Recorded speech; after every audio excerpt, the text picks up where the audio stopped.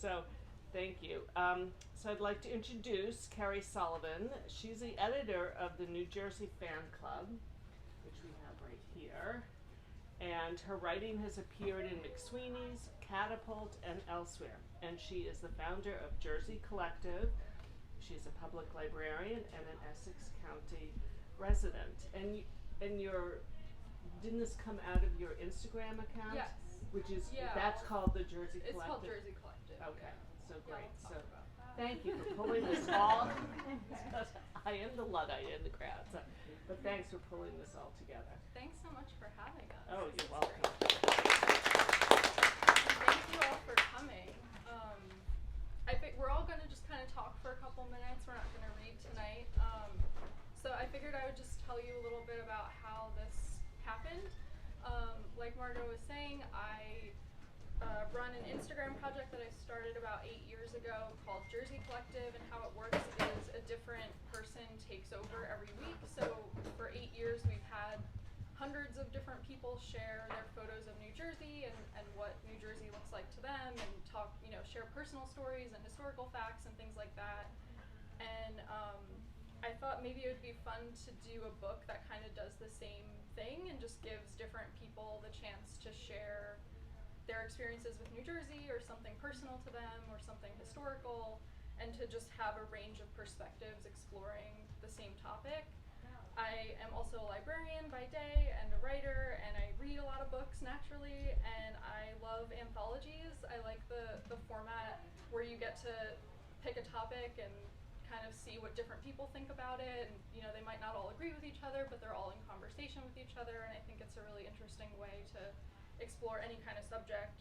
And I started thinking about doing one for New Jersey, and there have been other anthologies of work about New Jersey before. It's not like I didn't invent this kind of thing, but I felt like there was room for an update because there hadn't been one for over 10 years. There hadn't been a new traditionally published anthology of work about New Jersey, and I also thought it would be fun to include artwork and photos and more like kind of quirky stuff, and not have it just be straightforward essays.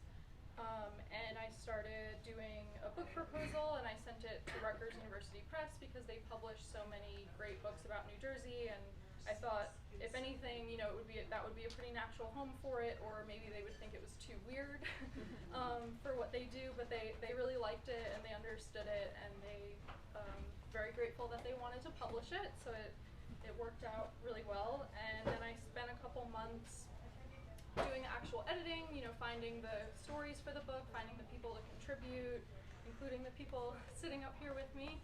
And I did an open call to get some submissions, so I had over 200 people submit work to that. New Jersey is a topic that a lot of people have really strong feelings on, is something that I've learned in the process of doing this book, which I think I knew beforehand as well, because obviously I had strong feelings on it that I wanted to make a book about it. But yeah, so we'll do a Q&A as well, but that's just, I wanted to give you some background, but I'm really excited for you to hear from the contributors I have with me. I guess we'll start here and go down the line. Do you want me to read your bio? Sure, sure, you can read my bio. Okay, it will be really official about it. Yeah. If I can find it, here we go. So this is Stacy Mayan Fong. I don't think I've ever said your full name out loud. Did I pronounce it? Yeah, you did. Okay. Perfect. She was born in Singapore, raised in Hong Kong, attended college in Savannah, Georgia, and currently resides in Brooklyn, New York, where everything in her apartment is covered in a light dusting of flour. Her cookbook, 50 Pies, 50 States, is due out on the 4th of July of next year. Yeah, so I got to put my Jersey pie in the book, which was really exciting. When I was applying for my green card, I decided to give myself a little project, since I'm a baker on the side, to bake a pie for every single state in America. And when I got to New Jersey, there were lots of options. New Jersey invented the high bush blueberry, so that would have been the obvious thing. But a guy that I was dating at the time made me my first ever Taylor ham, egg, and cheese. So I was like, okay, I'm gonna think about this. And then I started really diving into North Jersey and South Jersey and the way they like refer to certain things in their breakfast sandwich and how opinionated everybody was. So the pie itself has a poppy seed crust and it's split down the middle.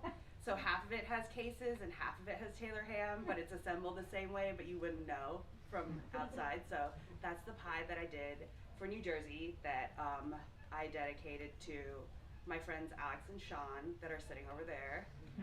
And yeah, because each pie that I baked in the 50 I gave to someone I knew, and I wrote them a little love letter that went with it because this is the country I've chosen to call home. Yeah.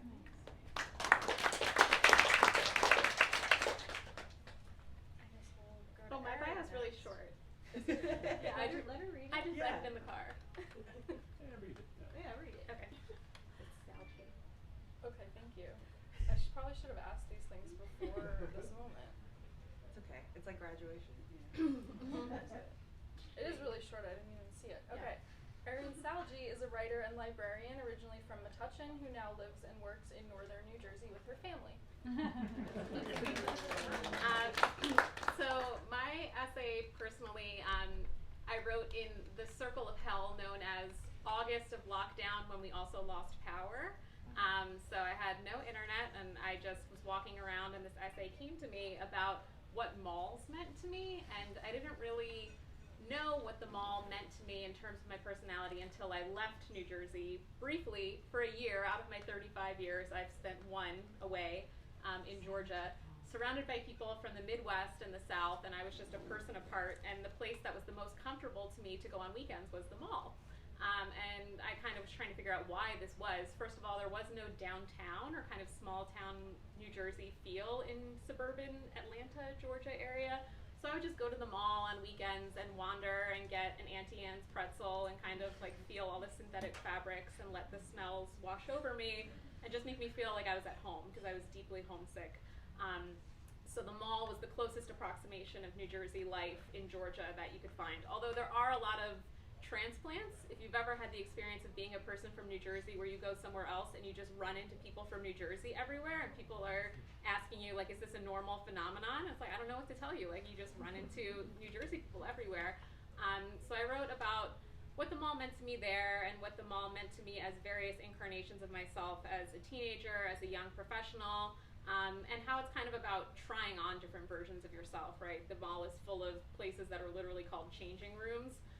So you're trying all these different aspects of your personality on, and then lockdown happens and we don't have the mall anymore, right? We had like months and months without the mall, and I had small children that I used to like to just run wild in the mall, or go to the bookstore in the mall, and instead of having the mall, suddenly we had downtown again.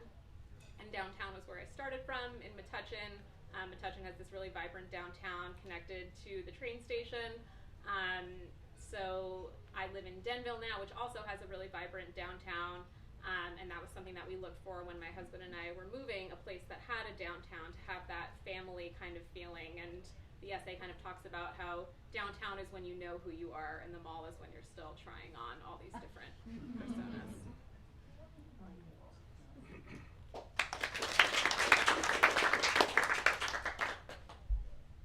And next we'll hear from Alicia Cook, who is a best-selling, award-winning poet and essayist.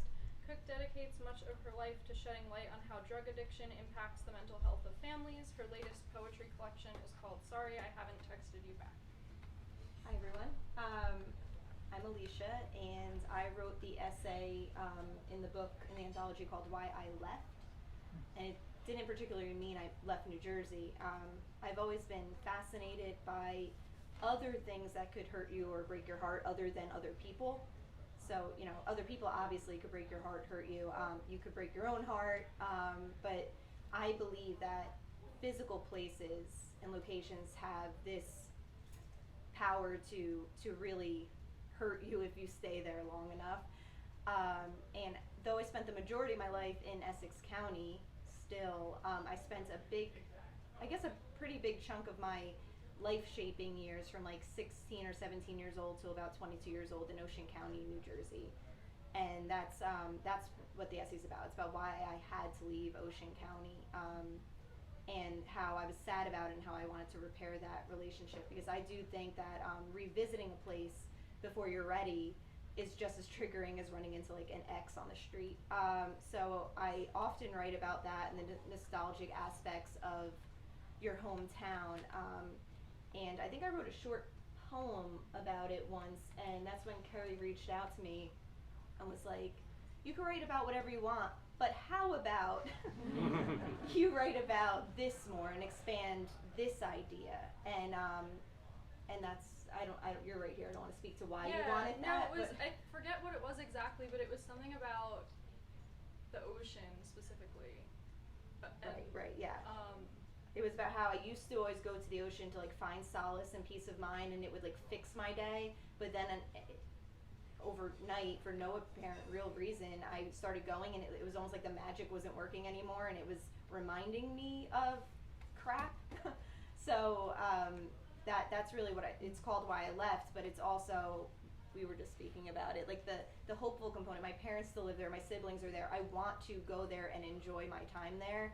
And it was about almost like repairing my dysfunctional relationship with Ocean County, because my life was pretty much really messy during those times. And every time I went, even the night before, it would like, my anxiety levels would be off the charts, and I wouldn't sleep well, and I would be irritable, and I just wouldn't want to go.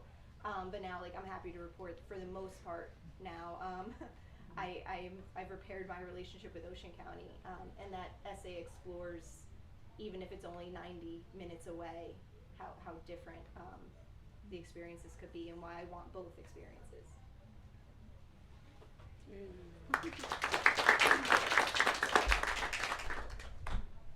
And lastly, we will hear from Michael C. Gabriel, who is a New Jersey author who has written 4 books on Garden State history, a 1975 graduate of Montclair State University. He has been a journalist and freelance writer for over 40 years. Thank you. Hi, I'm Michael. I'm very happy and honored to be part of this anthology. I'm glad everybody came out tonight. This is a nice crowd. It's a lovely bookstore. I must say that Margot and her staff, all of my books, they've supported me with the meet and greet, so thank you. That's much appreciated. I'm a journalist by trade, so my approach to nonfiction and New Jersey history is really as a reporter. I think like a reporter, I write like one, I do research, I interview people like a reporter. And I guess, I don't know if this is considered an official category, but I guess my books are like popular history. I mean, it's not like an academic college book. It's about people and events, and but it's done. I try to be very down to earth about it. So my publisher, the History Press, I've written 4 books for them, and their niche is local history from local authors. So I kind of fit that, and I thought that subject matter fit in with what Kerri was trying to do. So I pitched a few ideas from the books, and the one she picked was about New Jersey as one of the professional bicycle racing capitals of the world 125 years ago, yes. The legendary Newark Velodrome. People would go to bike races on Wednesday nights and Sunday afternoons, just like going to a baseball game. So, and all the best bike riders of the world came to New Jersey. That's a lost history. Even people that are in cycling clubs, and when they read the book, and they say, "I've never known about this." There's reasons why it's been forgotten over the years, but those are the stories that I like. As a journalist, you're always looking for the scoop, where you're trying to tell the story the best way or the first way. A book takes about 3 years to do. It's a little hard to get a scoop, with a 3-year time span, but I'm still trying to tell a story that nobody's really told before, or not in the way that I want to tell it. So I thought this idea of, not many people seem to know that there was this cycling past to New Jersey. So that's what I wrote, and that's what Kerri's accepted. So thank you.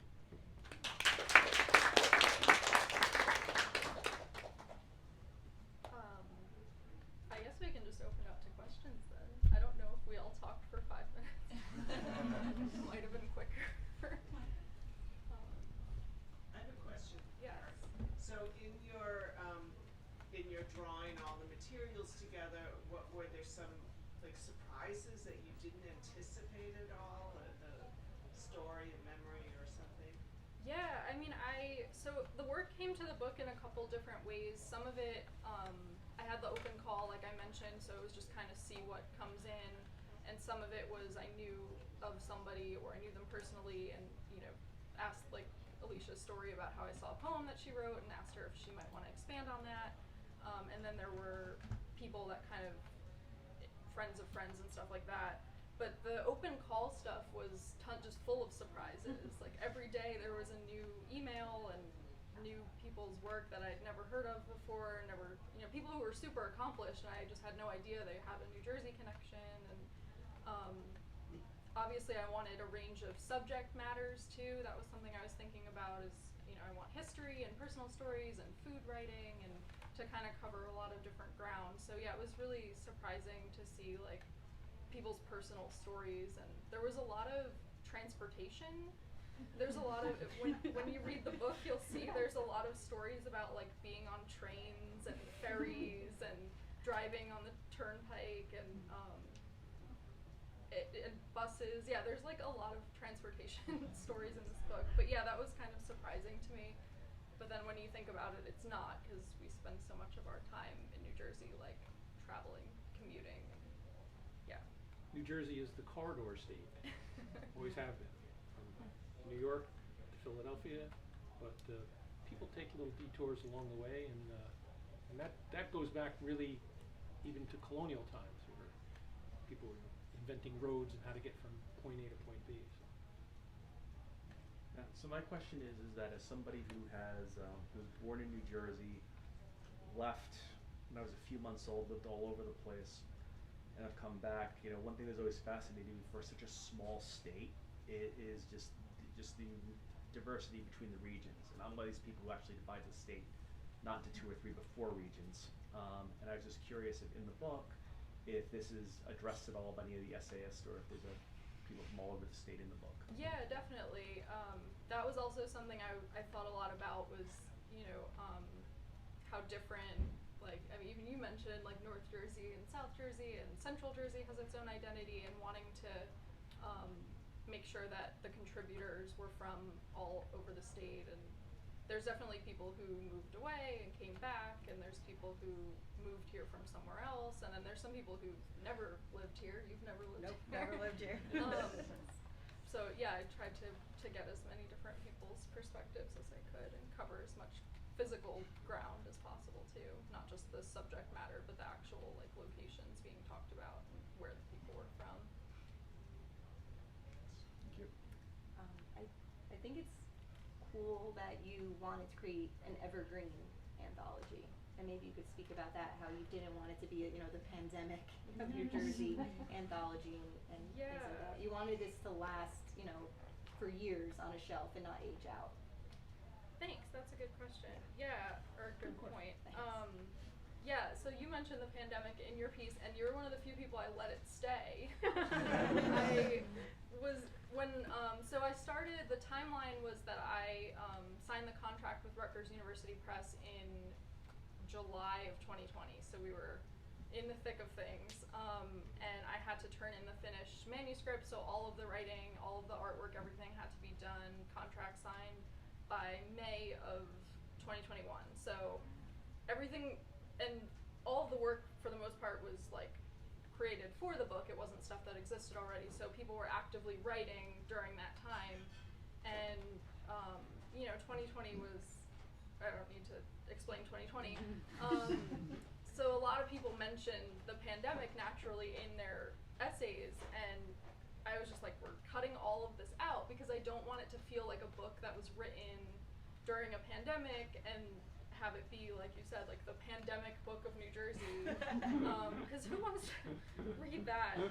And plus, like, you started this so long before that. Like, Yeah. you started, like, compiling and reaching out to people, so, like, yeah. I mean, like, if you want the origin story of this book is Jersey Collective, which started when in 2014. Yeah. But yeah, no, I mean, so like I understood why it was at the forefront of everybody's mind as they were writing, but I didn't think it needed to be there in most cases. In your essay, it makes a lot of sense, and it was relevant to what you were talking about, and it didn't feel like that was like the point of it either. It didn't feel grounded in like the pandemic. But there were some people who were just like one example I'll give you of one that I cut out was an interview that someone did with Mark from Weird New Jersey. And so he asks him, you know, really straightforward questions that you would expect, like how did Weird New Jersey start? Do you ever think you're gonna run out of ideas? You know, that kind of thing. And then like the last question was like, and what's it been like doing the magazine during a pandemic? And I was like, no. Red pen came out on that one, really getting that out of there. But yeah, no, I definitely wanted it to be something that people would be interested in for a while, and it wouldn't just be, you know, for the next couple months while it's new. I wanted it to be a solid like backlist book as well. So yeah, that was definitely intentional and something that I thought about. If anyone has any questions for a specific contributor too, that's good. I have a question. You said your New Jersey pie was pork roll. One side is pork roll, one side's Taylor ham, and it's like based on a Taylor ham, egg, and cheese. Because I when I really talk about like the rest of the 50 pies too, like I never went the traditional route.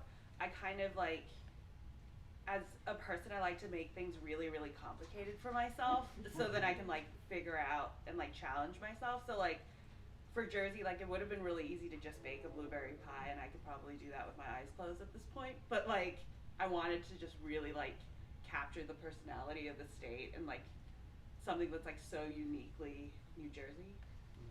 And plus like I got to eat a lot of Taylor ham and pork roll in process, so. I'm surprised it wasn't a pizza pie though. Oh yeah, it could have been pizza too. Tomato pie. But so could Connecticut. Yeah, that, yeah. Right, Or and New like, York. or New York, But so. there's an Chicago, internal yeah. state debate. There's like an internal state debate. About Taylor, like raise your hand if it's Taylor ham to you. Oh, Right. absolutely. Oh. Put your hand up. That's what I was told. Right. But what's so funny is that it was like the same company that then branched off into two different companies and then started like this whole debate. And like, I just found that like so interesting, like coming from a different country where someone's like so passionate about force meat, you know, like I think that that's incredible. Like that you're like, you care so much about salty breakfast meat, because I also care about salty breakfast meat. So like, yeah, I needed to just like put it in pie form. That's what you were saying. What you were saying about the differences between The geographic yeah, regions. I wrote books about the history of the diner business in New Jersey, and actually, if I want to get a rise out of an audience, I'll put a picture up in my PowerPoint and say, okay, now here's a sandwich of, and everybody starts going crazy. I've identified the point where Right. it changes. It's the East Brunswick Public Library. That's the line, that's That's the what the borderline. Okay, dividing good to know, good to know. Yes. Wow. I was going to ask, did you actually have to travel to New Jersey to get the products? I did not. At the time I was working in fashion, and I had two people in my office that lived in two different parts of New Jersey that transported it to me in New York, which is very luxurious. Because it's not easy to find in the city. Yeah. The big sack, is that what you got? Yeah, I got one big sack, and then I got a stack of those red boxes that I love very much. How many pies did you make until you had the pie? I make mini versions of all the pies that I bake. So it took maybe like, this one was an easy one. It was more like constructing it so that it had two separate compartments. Like that was the hard part. But yeah, By the way, white cheese or yellow cheese? it was yellow cheese. Well, that's another big Yeah, controversy. that's another big one. I didn't know that. Yeah. Oh yeah. People fight Better over be that. Oh cheese. yeah. It's an I don't think I've ever seen it it's with an white inside cheese. Jersey Yeah. joke. And It's a- deli slice versus a plastic packaging. Yeah. Scientifically, I did some research on this. It actually is pork roll. There is no ham in Taylor There is ham. no ham in And Taylor Taylor There ham's never the was. brand. That's Right. the Yeah. brand. Yeah. Mr. Yeah. Taylor called it Taylor ham, and in 1907, the government passed a law saying, you know, you had to list your product for processed food in order, and lo and behold, there was no ham. And I know ham is the thigh and The the thigh butt. and the butt. I Yeah. We are all very well educated on Yeah. Taylor On pork ham. part. On pork Taylor parts. ham. Yeah. I have a question for anyone on the panel. Do you believe Central Jersey exists? Yes. Yes. Sure. Yeah, I mean, All right. If contributors to this book all say yes, then I think we can. I'm gonna play Switzerland and say I have no idea. Okay, that's fair. New Yeah. Jersey Twitter account is kind of like made Yeah, it, that's like, true. has proven that it exists. I don't know if I necessarily thought it did before that. Governor declared it existed. Yes. too. Oh, yes, okay. Through that account. The geography of New Jersey changes radically, actually. You know, if you look at, like, you know, the map when the glacier came through, if you look at the geological map of New Jersey now, you can see why there really is a southern and a central and a northern Jersey. So, what that means, I don't know. I'm Central New Jersey. I wouldn't put myself more south. I didn't touch it. So I don't know if I'm more south. I'm Central. Right, you self-identify as Central Yes. Jersey. That makes sense. Just a Jersey guy, that's it. Yes. Yeah, and just to add to the contributions, I think a lot of people here want to thank you for your book and all of you for your efforts, and we wish we had done it first. And to contribute a little more, folks who come from outside the state or they're visitors, they pronounce your hometown Metuchen when they first get here. Close enough. And so there's a lot of things you can tell about outsiders, the way they say Kearney. Piscataway or Quantico. Close enough. No, Close And enough. the other thing I wanted to mention, which is remarkable and unknown, usually little known, is that New Jersey has the lowest suicide rate of any state in the Union by far. There are several reasons for that, and the short version is we are the most densely populated state, and the sparsely populated states have more of that misfortune. It's too much fun here. It's too much, you know, why There's end too it much all? to do. Well, Too much to do. as long as you tempt me. Suicide is usually losing your identity. You lose a home or a spouse or your health. And in New Jersey, there's no shortage of people that tell you who you are and where to go. That's true. What to do. Yes. The other thing I'd mention is that New Jersey and Connecticut alternate between the wealthiest states. And, and the other part is, in Revolutionary War times, we had an East Jersey and a West Jersey, and which existed until very recently. And that would be the organization who determined whether you had good title to your property if there was a loose end. There's more, but again, I want to thank you all. Wish I were there first. It's bringing up the pronunciation and then another internal debate. I live in Newark, and when people that don't have roots in Newark pronounce Newark, they say Newark, and I can immediately tell if they've really ever lived there or not. No, And you're where saying it did right. Brick Newark. City come from? Yeah. That's Newark. Well, like that's like calling the Ironbound down neck. Yeah, like yeah. I grew up, it was down necks, but when I'm speaking to someone outside of that ecosystem, I have to correct myself and say the Ironbound. One final thing, I promise you it's final. You were talking about drugs in New Jersey. There was a drug that was invented, and it was named Milltown after the town of Milltown. And it was a downer drug, and it was short-lived. And the mayor of Milltown would brag that he gave it to his Stepford wife, and that she was very happy taking this downer drug. That's all. Benzos, yeah.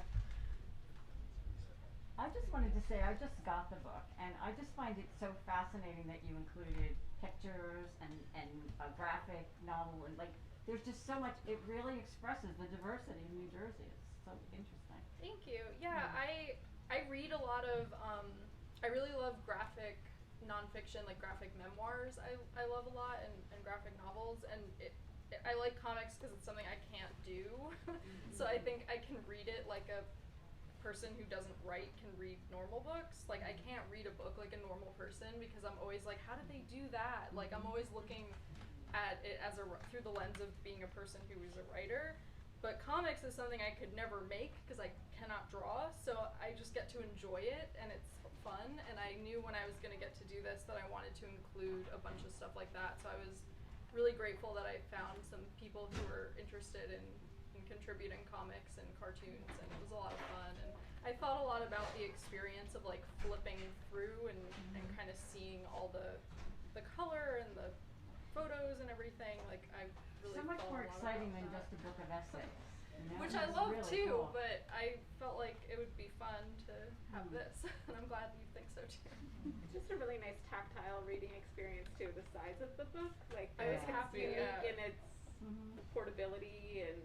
Yeah, so that stuff you don't get any control over when you publish with a publisher. You know, you hope that it's gonna be something you like, but I knew I didn't want it to be some big, oversized, like coffee table kind of size. I wanted it to be something, like you said, portable that people can like throw in their bag and take it on the train or to the beach or whatever. So I was really happy when they showed me this. At first I was like, oh, that sounds really small, like are people gonna be able to see it? But then when I finally saw the actual thing, I was like, oh, this is actually really cute, like little size, and I was into it. I wanted to see if you would all talk about some, like what else you're working on. So you know, your bios hinted at some of that, but if you wanted to. Right now I'm working on my cookbook that is going to come out next year on the 4th of July, and it'll have all the 50 pies in it and all the little essays I wrote for each state. And Kerri was a huge part in my book proposal writing. She like basically sent me her template, and then I would just stress vomit email her all the time. And yeah, so that is what I'm working on right now. And I'm still baking pies. I bake about a pie a week, so in a year I bake about like 57 is my record in a year. But when I worked at a bakery in the city called 420 Blackbirds, over Thanksgiving I would bake 758. That's my record in 4 days.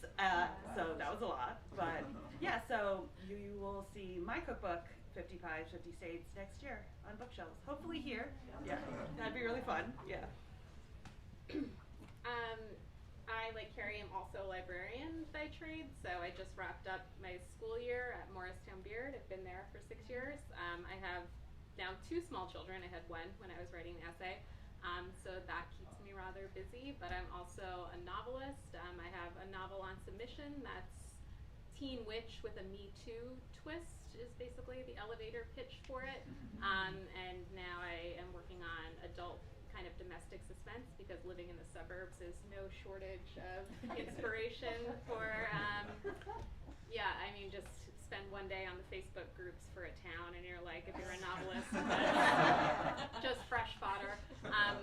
Working on, when I reread the essay last night to remind myself, because it goes through edits, and someone was like, can you send me a copy? I was like, I don't even think I have the hard copy of what it looks like in the book. So I reread it yesterday.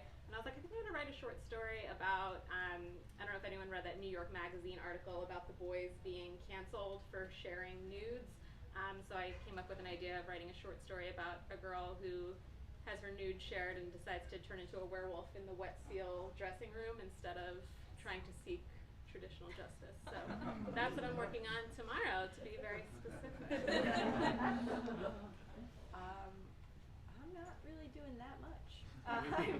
I'm writing all the time. I'm a professional writer.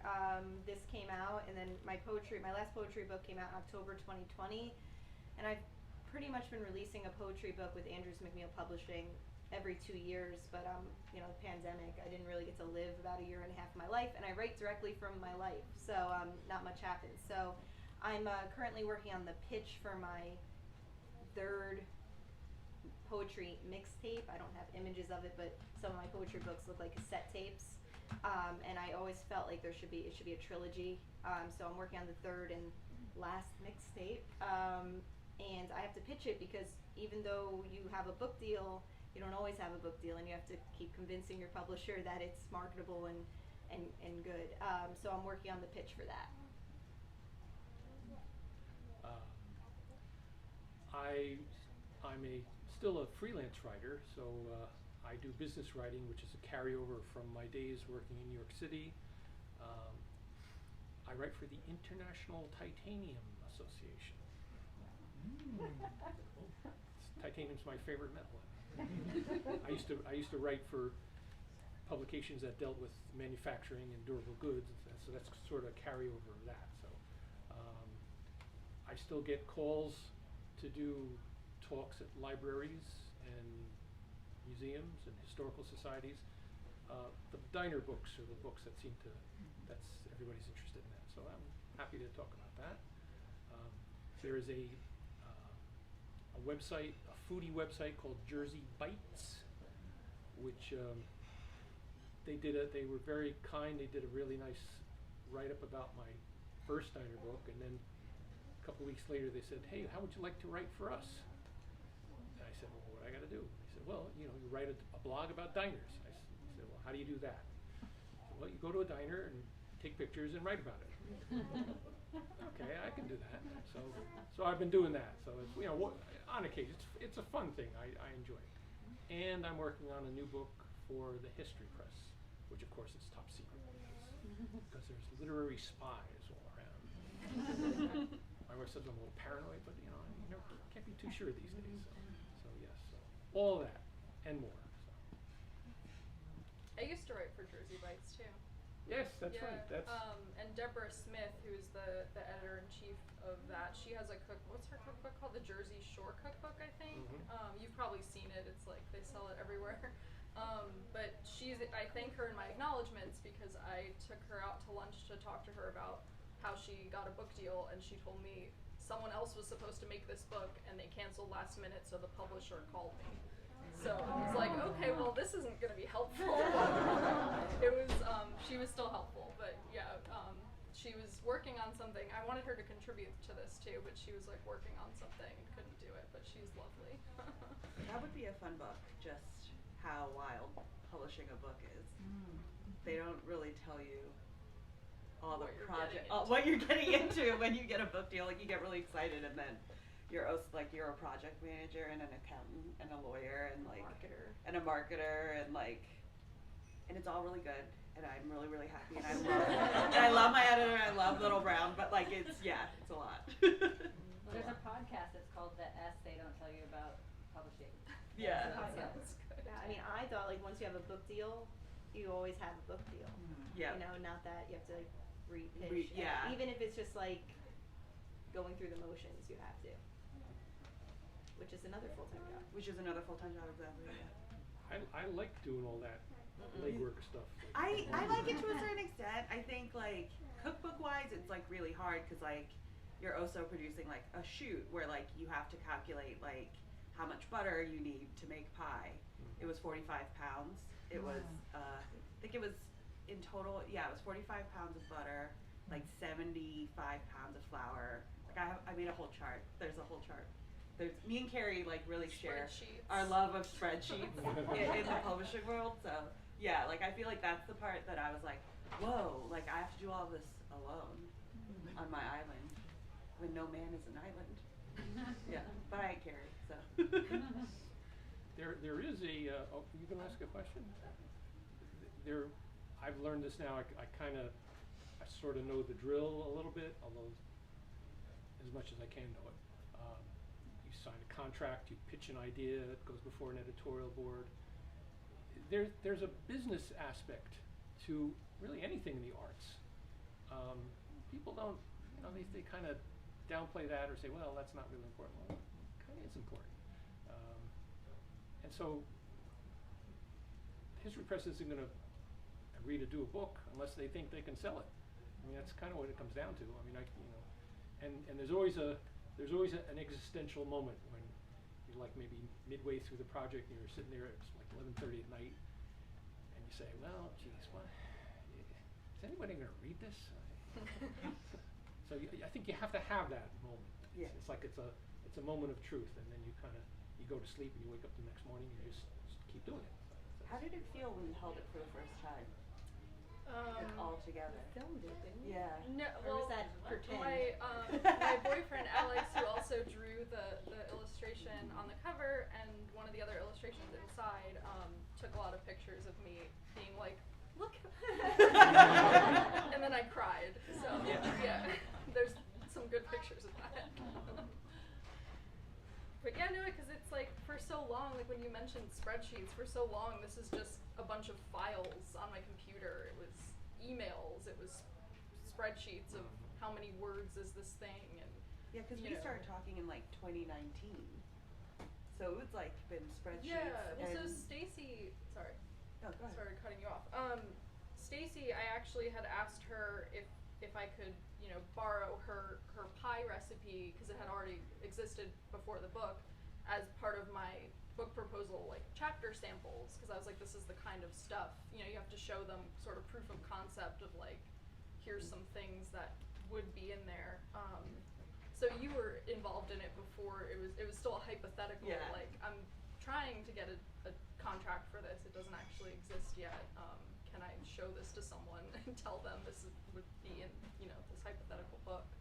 There's two questions. I was going to ask, you know, you said you had a couple hundred submissions. What didn't make it in, and could some of those pieces end up in volume 2? So a lot of good stuff didn't make it in, unfortunately. It's just hard when you only have a certain amount of space, and you know, I was given a 50,000 word count and I think 100 image count, 50 color, 50 black and white. I went over on the, I came in on right on the money with the words, but I went over with the pictures, because I thought like, oh, maybe they'll cut some of these.